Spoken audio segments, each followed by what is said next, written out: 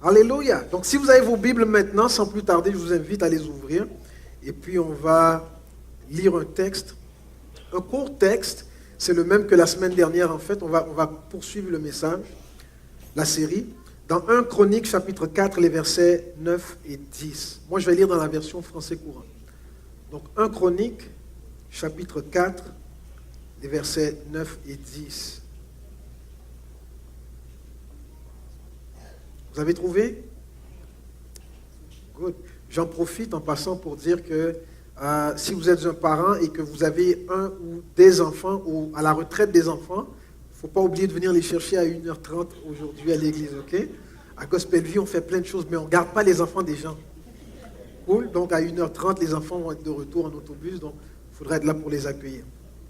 Allons-y, 1 Chronique 4, versets 9 et 10. Jabez était un homme plus considéré que ses frères. Sa mère lui avait donné le nom de Jabez parce qu'elle avait beaucoup souffert en le mettant au monde. Jabez prononça cette prière. Dieu d'Israël, accorde-moi ta bénédiction, augmente mes possessions, étends sur moi ta main protectrice et éloigne de moi le malheur et la souffrance. Dieu lui accorda ce qu'il avait demandé. Amen. La semaine dernière, on a commencé une série sur le thème « La prière qui change tout ». Et on a vu comment le mot Jabez, donc le nom de cet homme-là, signifie chagrin. Et que pour lui, c'était plus qu'un mot, ce n'était pas un simple nom, c'était comme sa réalité en fait. Et à la prière qu'il fait ici, on voit bien que son nom lui a collé à la peau en quelque sorte. Et que ça a eu une influence sur sa vie. Donc, sa mère lui a donné ce nom-là. Est-ce que c'est le plus beau nom qu'il y avait à l'époque? Est-ce qu'elle avait d'autres choix de noms? On ne nous le dit pas. Tout ce qu'on sait, c'est qu'elle a vécu quelque chose de difficile. Elle a eu une expérience de souffrance. Et cette souffrance-là qu'elle a expérimentée, elle a mis un mot dessus. Elle a mis un mot dessus et ce mot-là, elle ne l'a pas seulement mis sur son expérience, elle l'a carrément mis sur le bébé. Okay? C'est une bonne idée, ça? Aujourd'hui, on va aller un peu plus loin. Donc, on continue cette série, la prière qui change tout. Et avant d'entrer dans les éléments ou les détails de la prière de Jabez, on va voir ensemble quelle était la situation, c'était quoi son contexte, à quoi il avait affaire avant qu'il se mette à demander à Dieu. Ben, je dis demander, mais en fait, moi, je pense que cette prière-là, il a crié à Dieu. Quand tu souffres, tu ne demandes pas doucement. Vous avez déjà vu, mais oui, vous avez déjà vu ça, un bébé qui a faim, très faim. Est-ce que le bébé dit, mère, je voudrais manger quelque... T'as vu? Même elle a dit non. L'enfant ne dit pas, oh, papa, maman, j'ai envie de manger, j'ai vraiment faim, je pense que je vais tomber. Non, le bébé, qu'est-ce qu'il fait? Il hurle parce qu'avoir faim, ça fait mal. Ça fait mal avoir faim. Donc quand un bébé a faim, tout le monde va le savoir. Et donc moi, je ne serais pas étonné que la prière de Jabez ici, il ne l'a pas formulée en faisant comme ça sur ses genoux. Non, il a gueulé sa prière. Parce qu'il avait mal, parce qu'il souffrait. Et donc ce qu'il demandait à Dieu, c'était urgent. Qui a déjà dit ça urge à Dieu? Seigneur, ça urge. Grouille, parce que là, ça ne va pas. Et donc, il y a des prières qu'on chante, il y a des prières qu'on murmure, il y a des prières qu'on écrit, puis il y a des prières qui se gueulent. OK? Donc, des fois, quand vous voyez, il y a des gens qui crient, même dans l'église, des gens qui se mettent à crier leurs prières, ils crient à Dieu. Il ne faut pas être choqué. Tu ne sais pas ce que la personne vit des fois.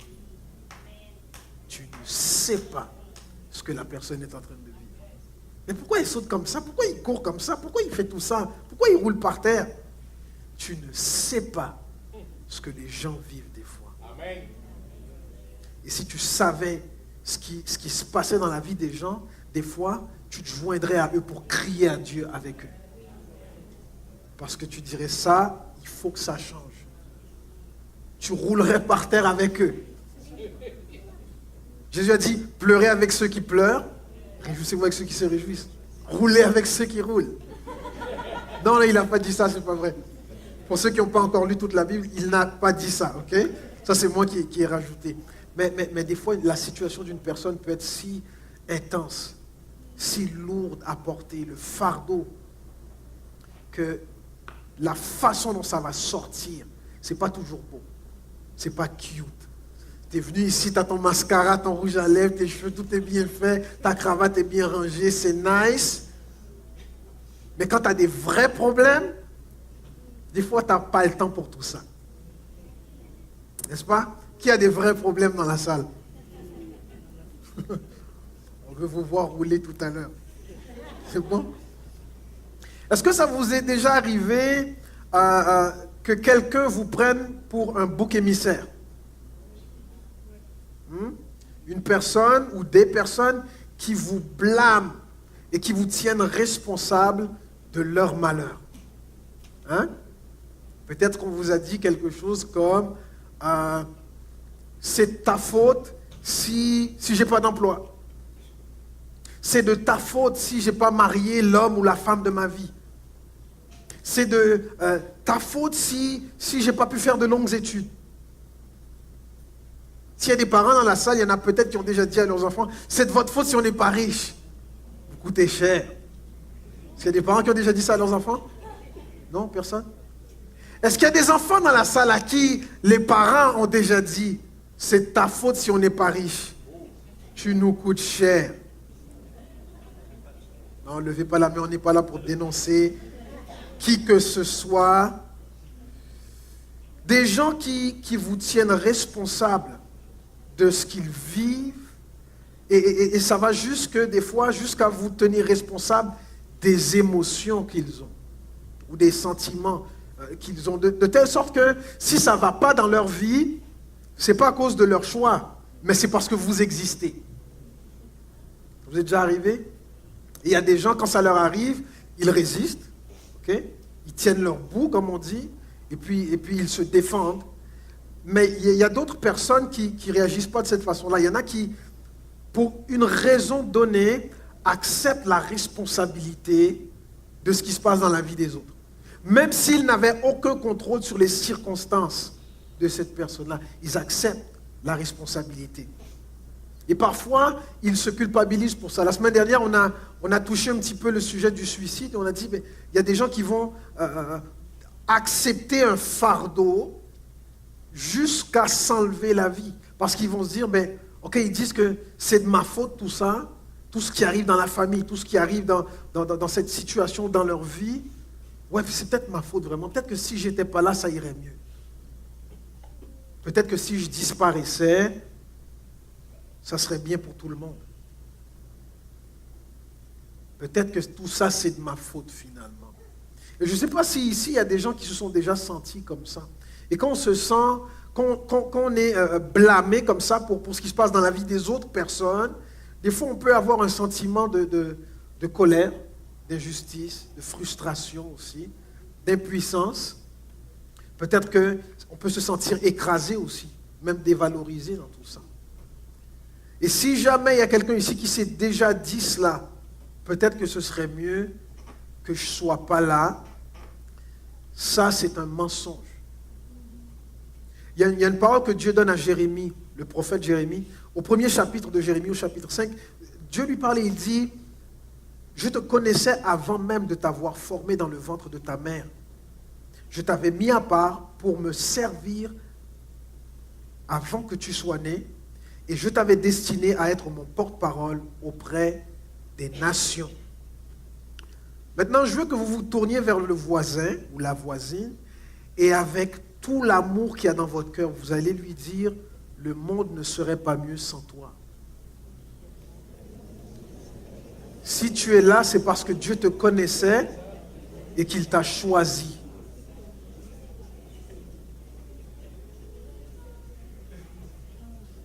Dieu t'a choisi.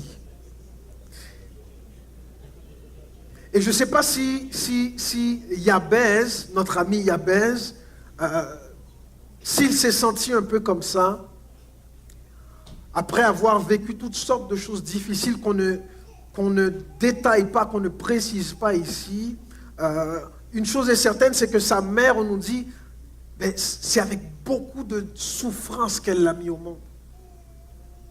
C'est avec beaucoup de souffrance. Et quand on souffre ou quand on vit quelque chose, on aime mettre un nom dessus, un mot dessus. Ce que je vis là, ça s'appelle comme ça. Comment je me sens maintenant, voici comment ça s'appelle.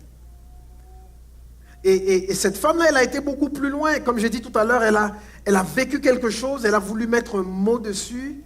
Et elle ne s'est pas limitée, elle ne s'est pas contentée de mettre un mot sur l'expérience. Elle a mis un mot sur l'enfant carrément. Comme si Jabez était venu personnifier sa souffrance. Comme si Jabez était en fait responsable de sa souffrance. Et c'est possible que ici il y ait des gens à qui c'est arrivé qu'on vous rende responsable de la souffrance de quelqu'un. Même si vous n'aviez rien à avoir dans tout ça. Et vous savez, c'est normal de mettre un mot sur notre expérience. D'ailleurs, plusieurs conseillers en relation d'aide vont dire que c'est une étape nécessaire et importante pour la guérison, la restauration, pour le bien-être d'une personne, de pouvoir mettre un mot sur quelque chose, mettre un mot sur une expérience qu'on a. Parce que quand on nie l'expérience, quand on ne cherche pas à la comprendre, même à la nommer, des fois, devinez ce qui se passe. Ça intensifie. Si on a une émotion forte et qu'on ne la nomme pas, cette émotion-là, c'est comme quelque chose qui bout à l'intérieur. Et ça ne porte pas toujours de bons fruits. Des fois, ça peut être même dangereux pour la santé d'une personne, pour la santé mentale d'une personne. Et donc, quand on vit quelque chose, quand on éprouve une émotion forte, c'est nécessaire, c'est bien de mettre un mot dessus. Ça aidera à dissiper, à réduire l'impact et à alléger aussi le fardeau. Et il y a plusieurs façons de faire ça. Vous savez, par exemple, il y a une différence entre dire à quelqu'un, René Arthur, tu m'énerves, ou de dire, René Arthur, je suis en colère. La même émotion, mais exprimée de deux façons différentes. Dans le premier cas, René Arthur, tu m'énerves, je le rends responsable de ce qui se passe à l'intérieur de moi. Mais dans le deuxième cas, René Arthur, tu as fait ça ou tu as dit ça, je suis en colère. Quand je dis ça, j'assume la responsabilité de ce qui se passe dans mon cœur. Personne d'autre que toi ne peut déclencher des émotions en toi. Ok, il y en a, ça va les faire réfléchir un petit peu là. Ok, attends, on va. Il y a un verset dans Éphésiens chapitre 4, le verset 26 qui dit si vous vous mettez en colère, ne péchez point, que le soleil ne se couche pas sur votre colère. Ce verset-là, on l'utilise souvent pour les couples. Hein, les couples, on est tannés qu'on nous dise toujours ça. Hein? C'est Paul qui écrit ça à l'église, et puis il ne parlait pas de couple quand il disait ça, il parlait à tout le monde. Ok là? À tout le monde. Donc ça concerne tout le monde. Peu importe que tu sois marié ou célibataire, ce verset-là te concerne. Si tu te mets en colère, ne pêche pas. Que le soleil ne se couche pas sur ta colère. Je ne sais pas à quelle heure le soleil se couche ce soir, mais assurez-vous qu'avant qu'il se couche, s'il y a de la colère, il faut gérer ça. Alléluia. Vous n'êtes pas toujours au contrôle de vos circonstances, ok? Mais vous êtes au contrôle définitivement de ce qui se passe à l'intérieur de vous, de ce qui se passe dans votre cœur. Vos émotions, vous êtes au contrôle de ça. Jésus va dire, c'est dans Matthieu chapitre 5, le verset 22, il dit, vous avez entendu qu'il a été dit à nos ancêtres, tu ne commettras pas de meurtre. Tout homme qui en tue un autre mérite de comparaître devant le juge. Eh bien moi, je vous déclare, tout homme qui se met en colère contre son frère mérite de comparaître devant le juge. Pourquoi est-ce que Jésus dit ça? Tout homme qui se met en colère contre son frère mérite de comparaître devant le juge. Quelqu'un va dire, oui, mais c'est pas de ma faute. C'est Edwin qui a dit quelque chose qui m'a mis en colère. C'est Nadine qui a fait quelque chose, puis ça m'a énervé, j'ai pété ma coche. Pourquoi Jésus dit, si tu te mets en colère contre ton frère, tu mérites d'être jugé? Parce que la colère, là on parle de la colère, mais il y a d'autres émotions, ok? Je prends juste cet exemple-là.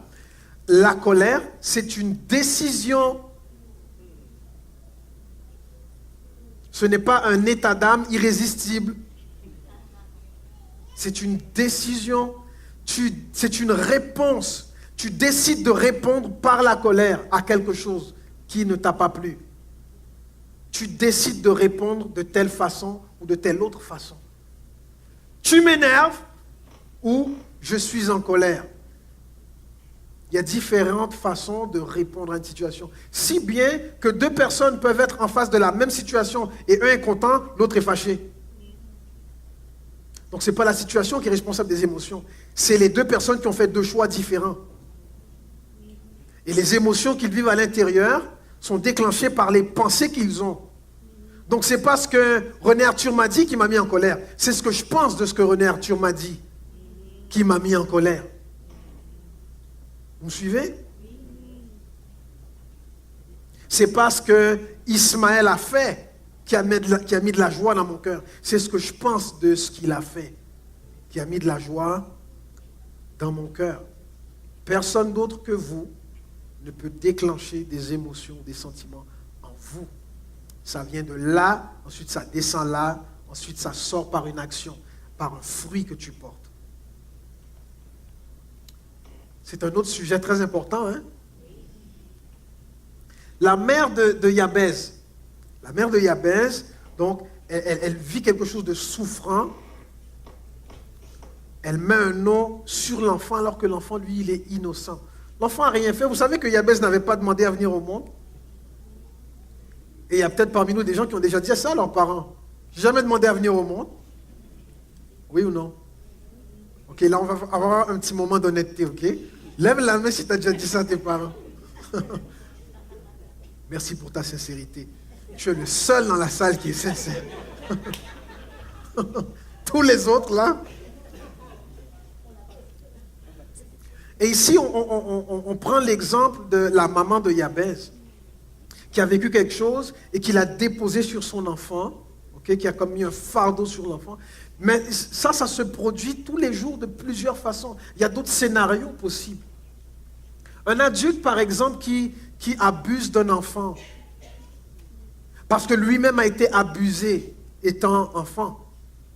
Il a vécu quelque chose de difficile, de lourd, de souffrant. Ok?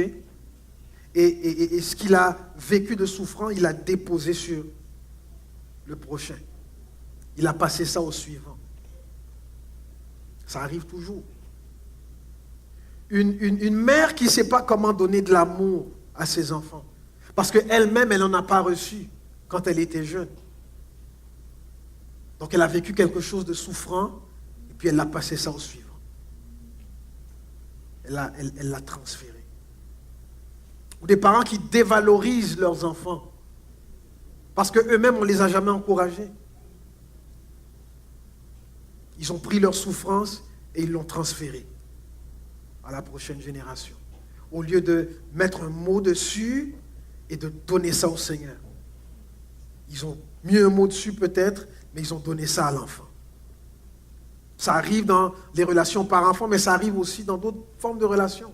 Dans le couple, ça arrive. Une femme qui a du mal à honorer et chérir son mari. Parce que quand elle était plus jeune, elle a vu sa maman déshonorer et dévaloriser son papa. On pense que ça n'a pas d'impact sur l'enfant, mais ça a un impact. La relation entre les parents, ça a un impact direct sur les enfants. Et il y a des choses que les enfants vont observer chez les parents qu'ils vont passer au suivant. Donc voici ce que j'ai reçu de votre relation. Voici l'héritage que j'ai reçu. Est-ce que vous savez que quand on parle d'héritage, ce n'est pas seulement de l'argent? Puis il y a des parents qui vont partir, ils ne laisseront pas une scène à leurs enfants. Mais ils vont laisser quelque chose, même s'ils ne savent pas.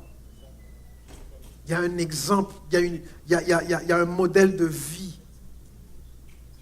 Il y a une spiritualité que tu laisses à tes enfants. Et eux, ils vont recevoir ça et qu'est-ce qu'ils vont faire avec? Si c'est quelque chose de souffrant, j'ai vu mes parents se battre toute ma jeunesse, mais ça, c'est une souffrance qu'ils vont prendre. Si ce n'est pas géré, si ce n'est pas traité, si ce n'est pas réglé, ils prennent cette souffrance-là et eux, qu'est-ce qu'ils vont faire avec après?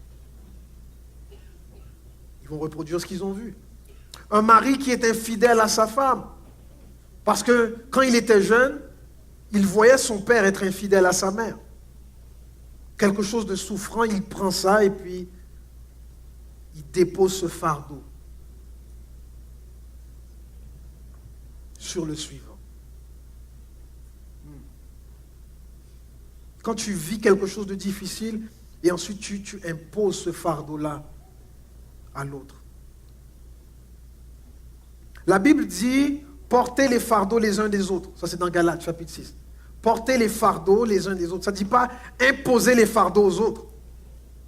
C'est-à-dire, toi, volontairement, tu peux aider quelqu'un à porter son fardeau. Mais tu ne peux pas prendre ton fardeau, quelque chose de difficile, puis tu l'imposes à quelqu'un. C'est ce que la mère de Jabez a fait. Elle avait un fardeau de cette situation souffrante, puis elle l'a imposé à son enfant en le nommant. En le nommant Jabez. Jabez qui signifie chagrin. Donc ce qu'elle a vécu, il y a une émotion qui venait avec, puis elle a déposé ça sur son enfant. Et plus tard, on voit Jabez qui prie, il dit, « Yo, come on, donne-moi un break.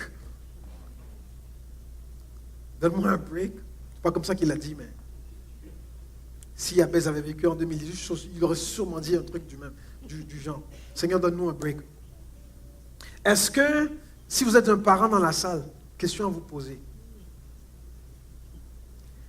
la maman de Jabez a posé sur lui un fardeau qui ne lui appartenait pas. C'était à elle ce fardeau-là, mais elle lui a imposé. Est-il possible que votre enfant ou que vos enfants, que vous aimez, portent un fardeau qui vous appartient? Je peux poser cette même question aussi aux époux dans la salle. Est-ce que votre épouse porte un fardeau qui vous appartient? Ou aux épouses, est-ce que votre mari porte un fardeau qui vous appartient? Est-ce que vous avez imposé à quelqu'un le fardeau d'une souffrance qui était la vôtre? Peut-être que vous n'avez pas fait exprès. Vous avez vécu quelque chose, vous ne saviez pas comment régler ça, vous ne saviez pas quoi faire avec, et donc vous l'avez peut-être involontairement posé sur l'autre. Et là, l'autre personne maintenant vit tous les jours en souffrant des choses que vous lui avez communiquées. Soit dans votre façon d'être, façon de lui parler, dans la façon dont vous interagissez dans cette relation-là. Vous ne saviez pas comment aimer, vous êtes rentré dans cette relation-là et maintenant vous faites souffrir l'autre par votre manque d'amour. Parce que quelque chose n'a pas été réglé de la bonne façon. J'espère que ce n'est pas trop lourd ce matin. Mais il y a de l'espoir. Ah oui, il y a de l'espoir. Dis à ton voisin, tu es au bon endroit parce qu'il y a de l'espoir. Et il y a une chose que je veux dire à tout le monde ce matin. S'il y a quelqu'un dans votre vie, dans votre entourage, qui porte un fardeau qui vous appartient, parce que vous lui avez imposé, volontairement ou non, aujourd'hui, vous pouvez changer la vie de quelqu'un. Aujourd'hui, tu peux changer la vie de quelqu'un. La semaine dernière, on a vu comment, même si vous n'avez pas un nom comme chagrin ou misère, des fois, il suffit de mots qu'on vous a prononcés, des insultes qu'on a proférées contre vous, pour avoir un impact aussi fort que si on vous avait donné ce nom-là à la naissance. Et s'il y a des gens dans votre vie que vous avez insultés, que vous avez blessés, que vous avez écrasé, soit avec des mots, soit avec des actions, soit avec des attitudes. Vous pouvez appeler la personne, vous savez. Parce que même si vous êtes passé à autre chose, peut-être que l'autre personne est encore attachée là où vous l'avez laissée. Puis elle attend d'être libérée.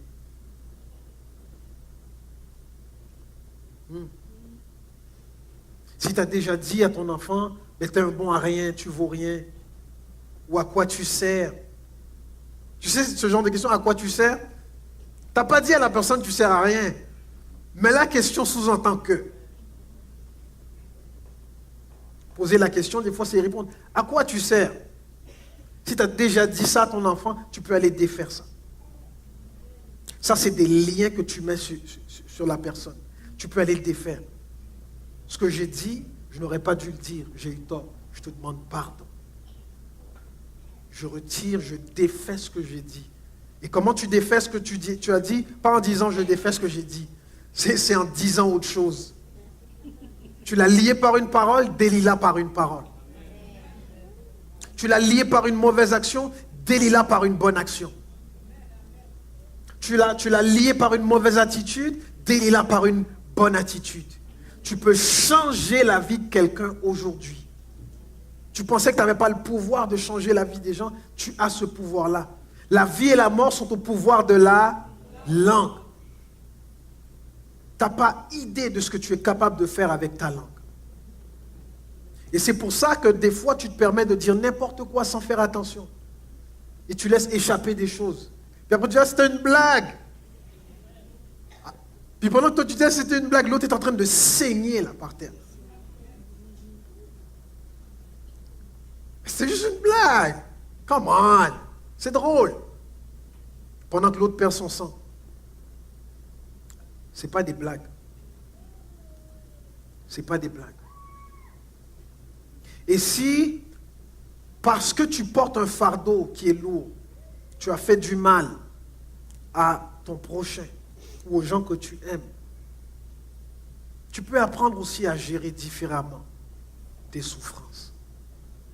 La maman de Jabez, au lieu de nommer sa situation et mettre ce mot-là sur l'enfant, elle aurait pu nommer la situation et ensuite donner ça à Dieu.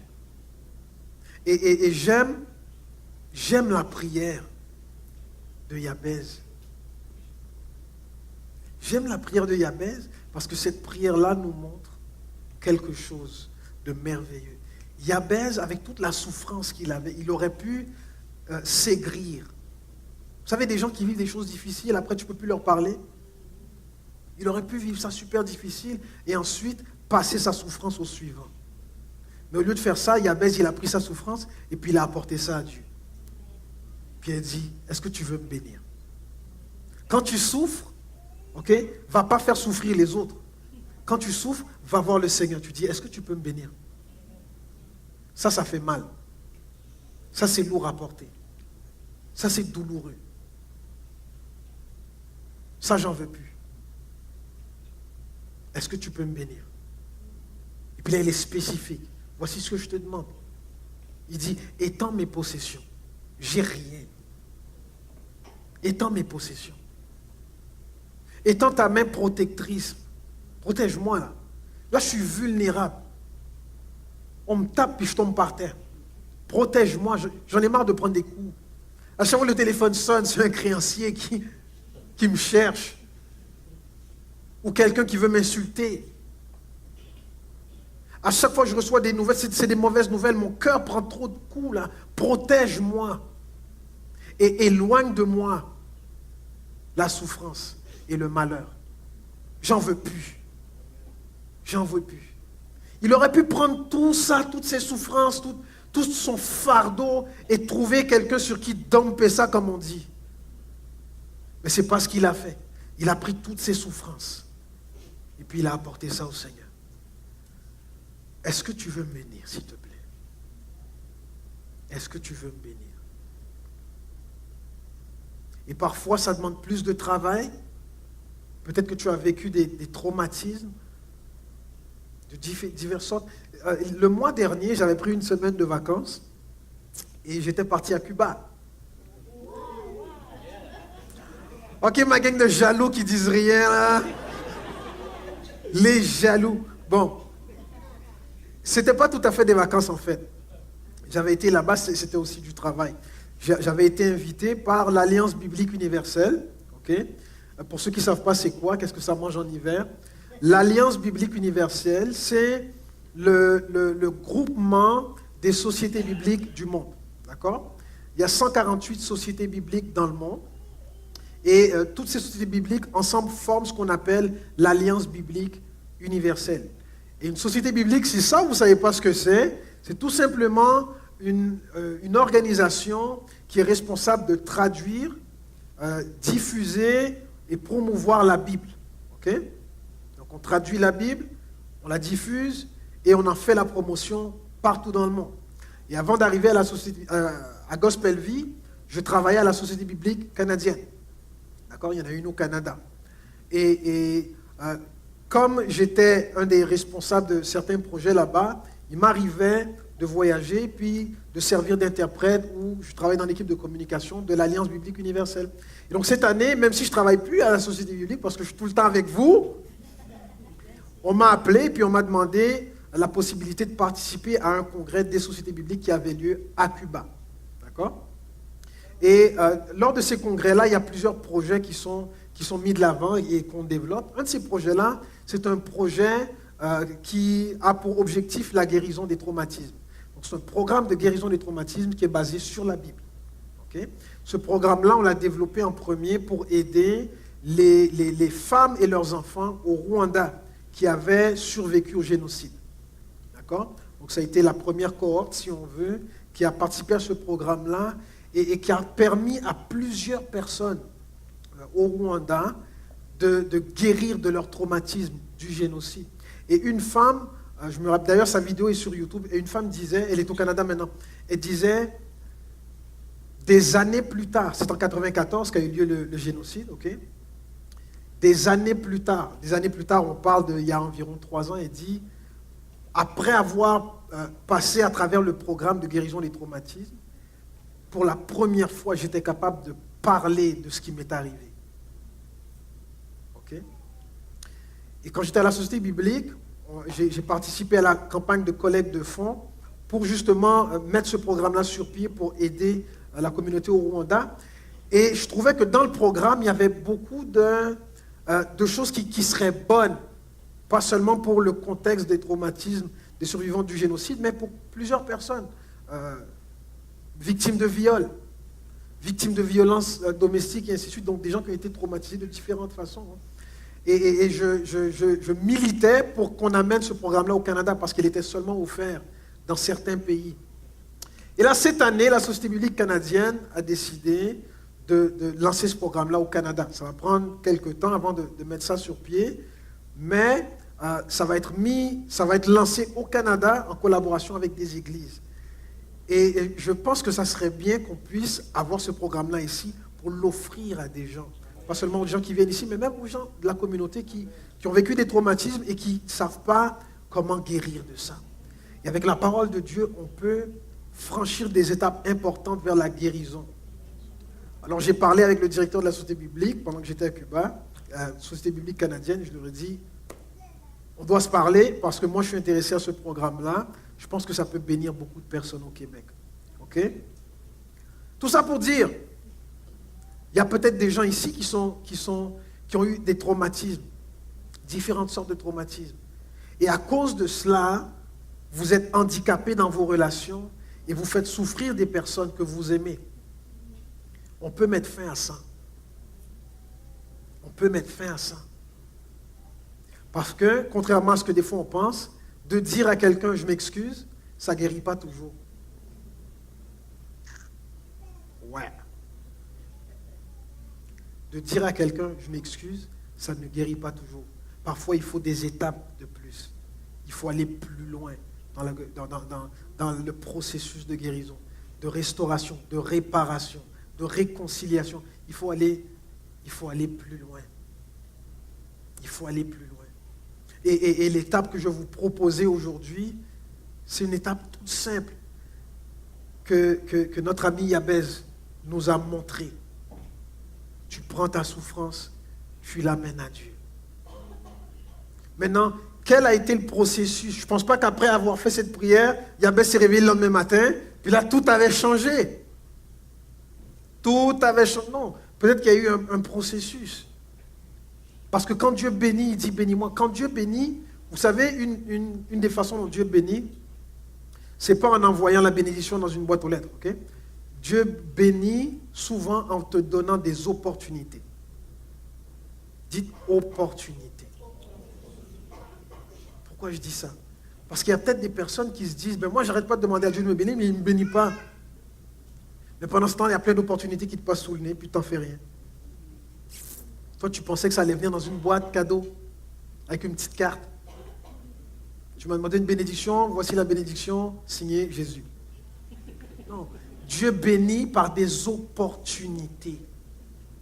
Et donc, il faut savoir saisir des opportunités si on veut grandir, étendre notre territoire et rentrer dans notre destinée. Savoir reconnaître des opportunités. Une autre chose qui m'inspire dans le texte qu'on a lu, je pense que si l'histoire de Yabez se trouve dans la Bible, à peine 2 versets, on parle de Yabez nulle part ailleurs. OK? Sauf dans l'Ancien Testament, il y a un endroit qu'on a appelé du nom de Yabez. Et ce n'est pas impossible que cet endroit-là, un lieu géographique, porte le nom de cet homme après que Dieu l'ait béni, comme un héritage de la réponse de Dieu à sa prière. Mais je pense qu'une des raisons pour laquelle cette histoire-là de Yabez se trouve dans la Bible, c'est parce que Dieu a voulu nous encourager. Un bébé innocent, ok, qui prend les souffrances de sa mère sur lui. Ça me fait penser à Jésus, ce bébé innocent qui a pris les souffrances du monde sur lui, alors que lui n'avait rien fait. Et alors qu'il n'avait rien fait, au lieu de faire souffrir les autres autour de lui, il a cherché à faire du bien. Et comment il a pu faire du bien, c'est qu'il a demandé à Dieu, le Père, de le bénir. J'aimerais inviter les placiers et je vais conclure avec le point suivant. Dans Ésaïe chapitre 53, le verset 3 à 5, voici ce qu'on nous dit. Ça parle de Jésus. Méprisé et abandonné des hommes, homme de douleur et habitué à la souffrance, semblable à celui dont on détourne le visage. Nous l'avons dédaigné. Nous n'avons fait de lui aucun cas. Cependant, c'est nos souffrances qu'il a portées. C'est de nos douleurs qu'il s'est chargé. Nous l'avons considéré comme puni, frappé de Dieu, humilié. Mais il était blessé pour nos péchés, brisé pour nos iniquités. Le châtiment qui nous donne la paix est tombé sur lui, et c'est par ses meurtrissures que nous sommes guéris.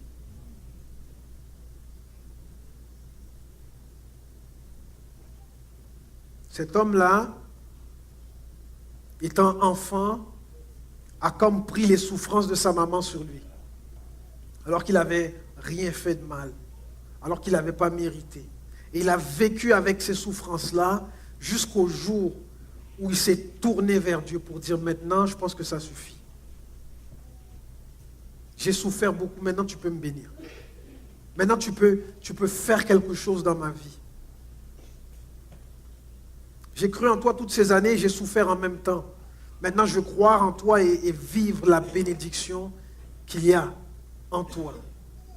Étends ta main. Bénis-moi. Dans Philippiens, chapitre 2, les versets 8 à 10, voici ce qui est dit. Ayant paru comme un simple homme, on parle de Jésus ici, il s'est humilié lui-même, se rendant obéissant jusqu'à la mort, même jusqu'à la mort de la croix. C'est pourquoi aussi Dieu l'a souverainement élevé et lui a donné le nom qui est au-dessus de tout nom, afin qu'au nom de Jésus, tout genou fléchisse dans les cieux, sur la terre et sous la terre. Yabez a reçu le nom chagrin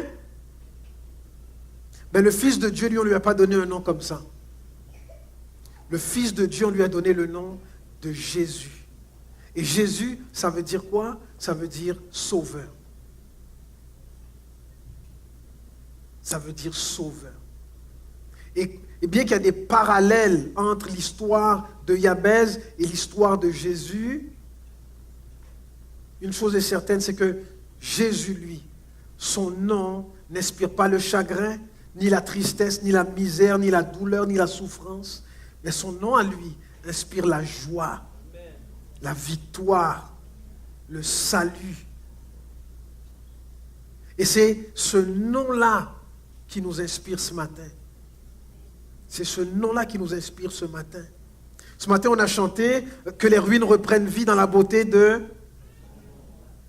son nom. Dans le psaume 91, verset 14, Dieu il parle et puis il dit, « Puisqu'il m'aime, je le délivrerai. » Et ensuite il ajoute, « Je le protégerai, puisqu'il connaît mon nom. » Le nom de Jabez semble avoir eu un impact sur sa vie. Mais à plus forte raison, le nom de Jésus, le nom de Jésus a un impact sur nos vies. Le nom de Jésus a un impact sur nos vies. Je vais le répéter, le nom de Jésus. Si tu oublies ton nom à toi un jour, n'oublie jamais le nom de Jésus. Parce que ce nom-là peut faire toute la différence.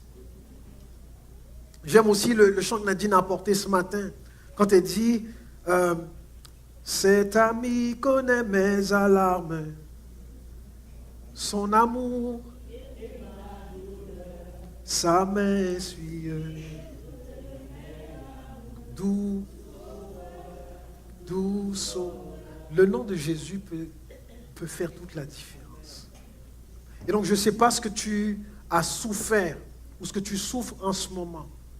Est-ce que c'est ta souffrance que tu portes? Est-ce que c'est la souffrance d'un autre qu'on t'a imposée? Mais je sais une chose, qui que tu sois dans la salle, et quelle que soit la source, la cause de ta souffrance, tu peux, comme Jabez, prendre tout ça, l'apporter à Dieu et dire, Seigneur, bénis-moi. Bénis-moi. Bénis-moi. Bénis-moi ce matin. Bénis-moi cette année. Bénis-moi enfin. Pose ta main sur moi, bénis-moi. Et fais partir ma souffrance. Bénis-moi et éloigne de moi le malheur. Bénis-moi et augmente mes possessions, mes ressources. Bénis-moi. Bénis-moi, Seigneur, et change ma vie. Pendant les quelques minutes qui suivent, alors que les diacres continuent de distribuer les éléments, on va prendre un temps chacun à sa place. Tu vas présenter à Dieu ta requête, ton besoin de bénédiction, ton besoin de protection, ton besoin d'expansion. Présente à Dieu ton besoin. Et s'il y a un fardeau que tu as mis sur quelqu'un, c'est l'occasion de dire à Dieu, je te demande pardon. Aide-moi maintenant à faire mieux, à faire différemment et aide-moi à réparer ce que j'ai fait dans la vie de cette personne. Et si toi tu as reçu un fardeau qu'on t'a imposé, c'est aussi l'occasion de dire, Seigneur, je pardonne. Je pardonne. Je ne vais pas prendre ça et en continuer à le transférer, à le distribuer. Non, là, je te le donne à toi. Je pardonne à cette personne. Seigneur, étends ta main maintenant. Bénis cette personne et bénis-moi. Bénis cette personne et bénis-moi. Chacun à votre place. Prenez quelques moments pour prier maintenant.